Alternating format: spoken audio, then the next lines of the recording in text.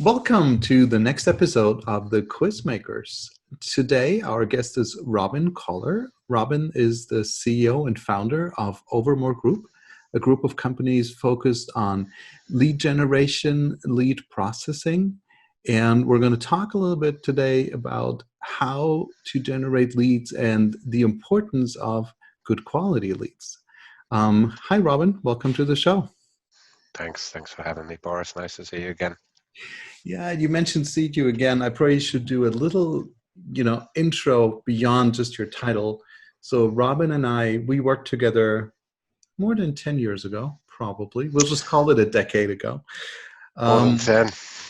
when I was running Tickle. Tickle was one of the biggest websites actually in the world, number 27 in terms of traffic. We're doing quizzes, but we did our own quizzes, unlike Riddle, which I'm running now, where we just have a quiz builder. And Robin worked with us on lead generation.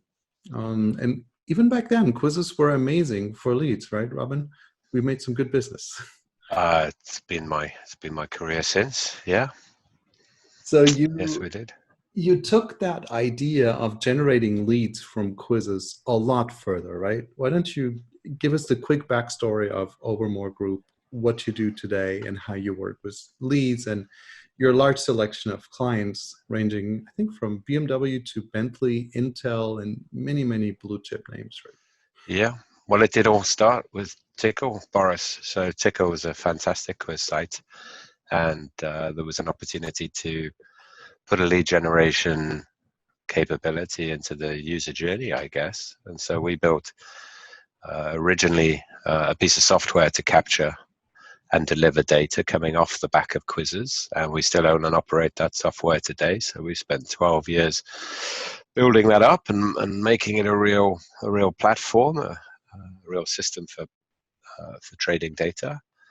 But the quizzes themselves, I think, lent themselves very well to lead generation. They relax people. They were subject relevant, and the lead generation part seemed like a natural step within it. So over the last 12 years, we've branched out. We have a business that helps advertisers purchase leads from various different publishers on the World Wide Web, and you've mentioned a couple of them, and BMW, and there's Vodafone and Bentley, etc. We're very strong in automotive and technology and telecoms. But we've also built and operate some of our own websites to generate leads. So the business, I suppose, that we've built on the back of learning about lead gen and quizzes is quite broad reaching now. In So, terms of clients, you mentioned clients. I mean, very proud to be working for clients like BMW, Bentley, Vodafone. We're strong with DocuSign and Adobe. Not that they all use quiz or competition sources. Quite a lot use different lead generation tactics and techniques. And we now work across different types of publishers as well. But it did, and it's interesting just to catch up with you. I suppose it all started with quizzes, and now there's about a $20 million business. So you can generate extreme value from lead generation. if you were to pit lead generation and lead forms against banner ads in today's space. So many of our no competition. Don't even ask the rest of the question. I think it's probably worth just to help you and anybody who's listening to take that direction. When I met you and we were selling banners, and we also sold leads on the back of quizzes, my average order value in my business, the average booking was about £3,000, maybe $5,000. The moment we started doing lead generation business, I would say the average order value was 5 times bigger than that. And then the other key metric that I think is critical for anybody is rebookings. And the average rebooking, the average deal that we did, probably just repeated 90% of the time it went into from a quarterly campaign to a 6-month or a 12-month program. Whereas banner campaigns were tactical, they were on-off, lead generation campaigns, just repeated and repeated. So I don't know if that's where you were going with your question. I suppose I hope it was, having interjected. Yes, I was going to lead down the road where obviously many large and blue chip customers that can afford agencies will know that. But we also, there's a whole bunch of listeners that run small to mid-sized businesses, and they still spend a lot of their marketing budget on Facebook ads and on Google ads, simply driving traffic to a homepage. Right. What would you do if you were them? Oh, well, The look, we ultimate have a goal is to business. sell something, Yeah. always. Right. Well, in terms of traffic from Google and Facebook, we have a business activity where we very much do drive traffic. So we spend quite a lot of money on pay-per-click and quite a lot of money on social. But the objective for all of the money we spend, and it is 7 figures a year on our own sites, is to generate a registration. So perhaps it's pre-lead, but it's a registered user explicitly consenting on our domain that we can have their personal data, their name, their email address, their telephone number, and that we're then permitted to send them relevant promotions around the topics or subjects that they've engaged on, and subsequently turn those individuals and registered users into leads and customers. So I'd say it's fundamental, and actually I don't think search or social or pay-per-click in itself is necessarily channel or tactic anymore. I think of it really as lead generation is an objective. Obtaining consent is an objective, and how you drive people to that consent moment is probably, I suppose, less relevant. Everybody will use a mix of tactics, but they need to know how much it costs them to generate a consented individual, a real person who gives them permission to market to them. Now, good thing to mention, consent and personal information.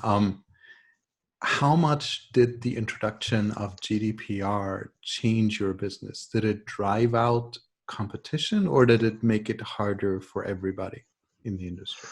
Oh, I think, unfortunately, the short-term answer to that is the latter. I think it's made it harder for everybody. I think it's driven out some competition, but I don't think that at a commercial level we've really seen the benefits of that from a competitive trading world. I think the costs probably outweigh the benefits. The cons outweigh the pros, but I think that's still a short-term point of view and an intermediate setting. We're 2 years in. We haven't really seen any penalties for abuse or misuse of consent.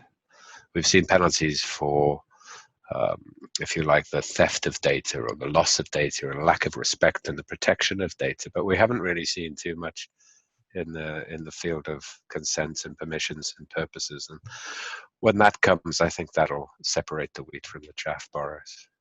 Okay, because everybody's personal hope was probably less spam, but that certainly has not happened, right? And I think as people who work as we do and have done for more than a decade in the space, there's different hats we wear. We could wear a hat as a personal user of the World Wide Web, and we wish that the inbox wasn't so bombarded. We can speak as professionals and look at the benefits that regulations and good practices, actually best practice, brings to anything we do. And they're different perspectives, for sure. And then I think we could look just generically or holistically at the web and say that these are good changes. These are good changes that have come.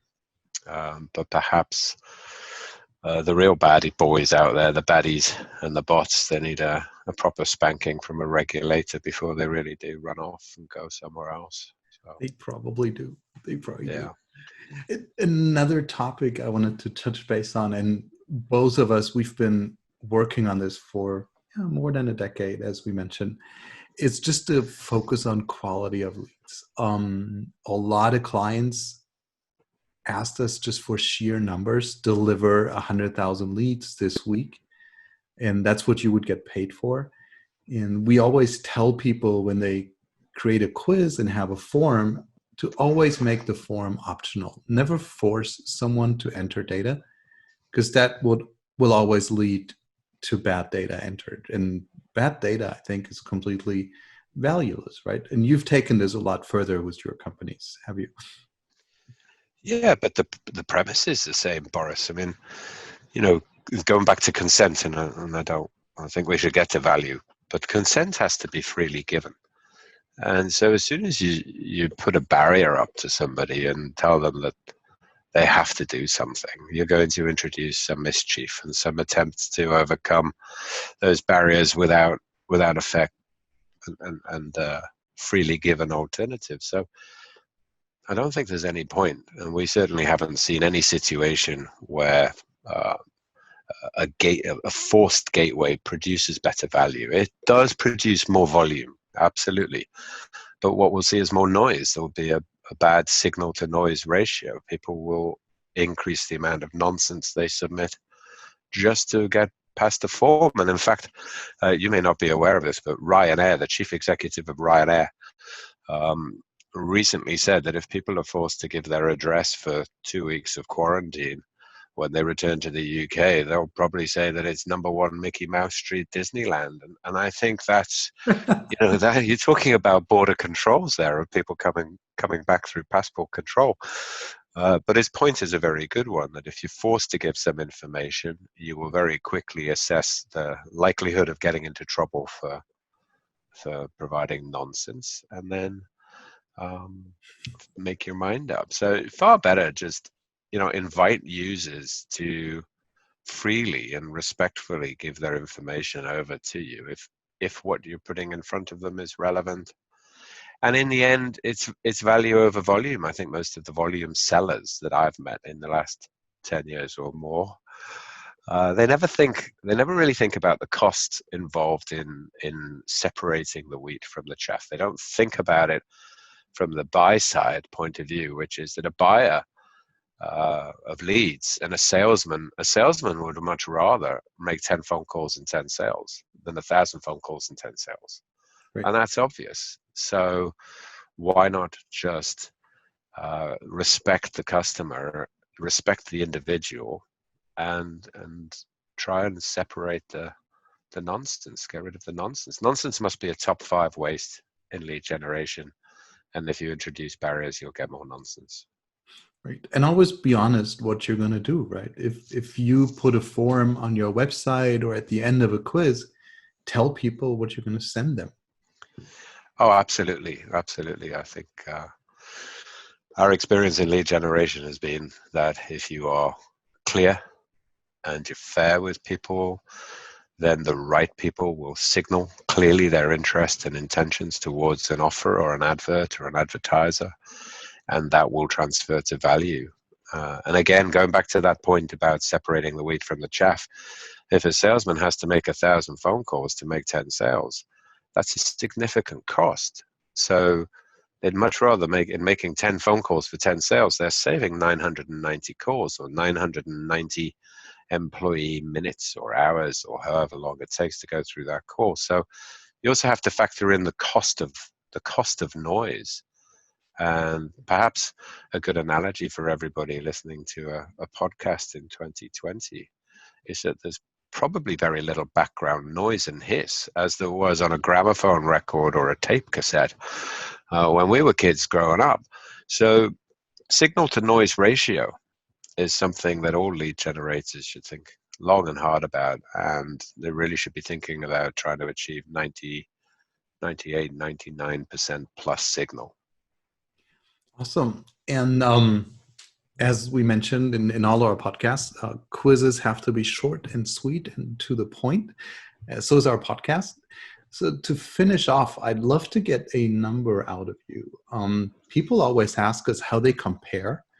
And we tell them people like Shopify, who we had on this podcast a few episodes back, they tell us if they have a lead form that's optional, with a skip button, they get over 30% opt-in rate. We hear from others like the Chicago Bulls, they get 35 to 40% opt-in rate. What do you say someone that doesn't want to do a quiz, that just puts a form on the website, what would be a really, really amazing number they can get for, opt-in rate for a lead form?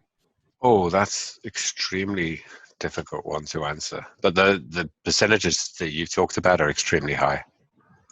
I would think that some of the better user journeys that we've seen would still not be at 25%. So if people want to know, do quizzes engage users and put them in a positive frame of mind to then become leads and opt in, then I think the answer to that's a resounding yes from the numbers you're sharing with me. But also that, and maybe I'm not answering the question, but it makes sense. I mean, one of the things we found all those years ago at Tickle, one of the things we talked about when we were explaining the journey and the opportunity to advertisers, and they were engaging, was that when you get somebody to do a quiz, they're leaning forward and they're actively engaged in the content, and they are thinking and proacting and doing. So you've got a thinking, leaning forward, doing person on your page that's already got their hands on a mouse or a keyboard, versus perhaps how we are right now, for anybody who could see us, which is sitting back, reclining, hands back, having a chat. And so they're in a good psychographical frame of mind, so that they probably would engage at a higher rate, I think, over a normal surfing, consuming, reading visitor. And that perhaps is the strongest argument I could give you for putting questions in front of people, is you'll get that lean forward engagement, and then after that, if you've got relevant lead generation on the back of it, it should do very well. So anybody on listening in, if you're getting 25% plus, that's fantastic. But I will give you a caveat, if I may, because I think it's really important just to track those users right the way downstream to value, and look at the value, and not just the conversion rate value from one purchase or one change or one transaction, but the lifetime value of a record. I mean, one of the beautiful things about Tickle then and quizzes now and good lead generation is that you know where and when you got the consent, and you know what triggered that opt-in. And you can then follow a real person instead of a click or a cookie or some other kind of metadata. You're following a real person through a journey to an end, to a point at which they spend money with you, or purchase, or sign up to an advertiser, a partner offer. And you can track that all the way through. So that's really valuable, because now you know what works. Now you know what to do next. So it's not just about the 20% or the 30% today. Awesome. Thank you. That was super helpful. Thank you so much, Robin. That's okay. We'll put the links to your website in the show notes. So anyone interested in more professional lead gen and processing than we could ever provide at Riddle, please reach out to Robin. He'll treat Well, you. we could do it together. I'm sure we could do it together. But no, thank you very much for having me, and thanks